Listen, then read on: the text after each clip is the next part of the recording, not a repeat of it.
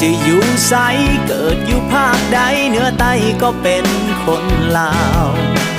เจ้าจะมีทุกข์สุขหรือโศกเศร้าลาวบ่ทอดทิมกันดังเหตุการณ์นี้วินาทีนี้อุทกภัยหุกหาน้ำท่วมเมืองลาวเหนือใต้ทั่วกันคนลาวลิ้นหลั่งน้ำตาย้อนฝนจากฟ้าพาให้เขื่อนแตกแลกกับชีวิตทรัพย์สินผู้คนน้ำไหลท่วมบ้านเรือนล่มจมกืนกินทุกอย่างที่ขวางหน้าย้อนฝนจากฟ้าหรือว่าย้อนคนบ่เคยคิดถึงผลเสียตามมาบ่เห็นน้ำท่วมบ่หลั่งน้ำตาบูหานเพิ่นว่า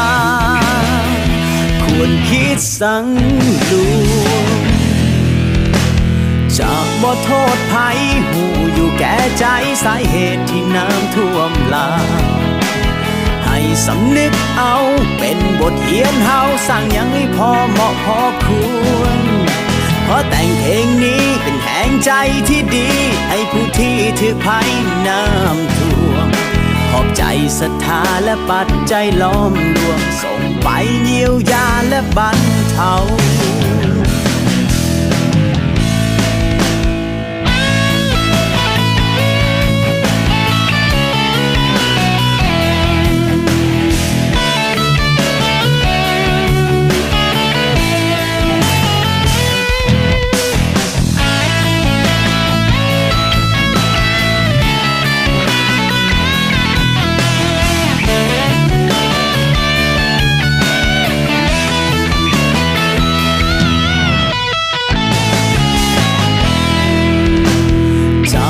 โทษภัยหูอยู่แก่ใจสาเหตุที่น้ำท่วมลาว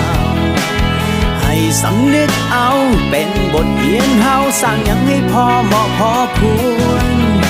เพราะแต่งเพลงนี้เป็นแห่งใจที่ดีให้ผู้ที่ถือภัยน้ำท่วม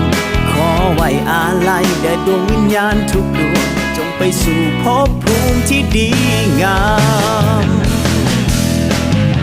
ย้อนฝนจากฟ้าพาให้เขื่อนแตกแลกกับชีวิตทรัพย์สินผู้คนน้ำไหลท่วมบ้านเรือนล่มจม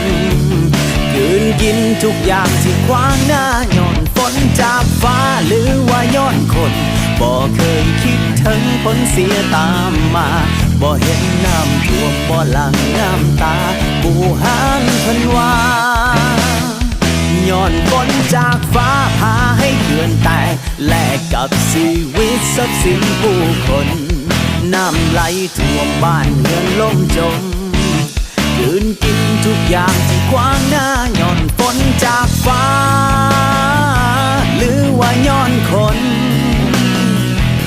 บ่เห็นน้ำท่วมบ่หลั่งน้ำตาบูหานเพิ่นว่าควรคิดสังดูเปิดคำสิว่า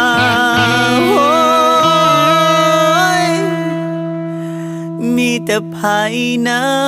ำท่วม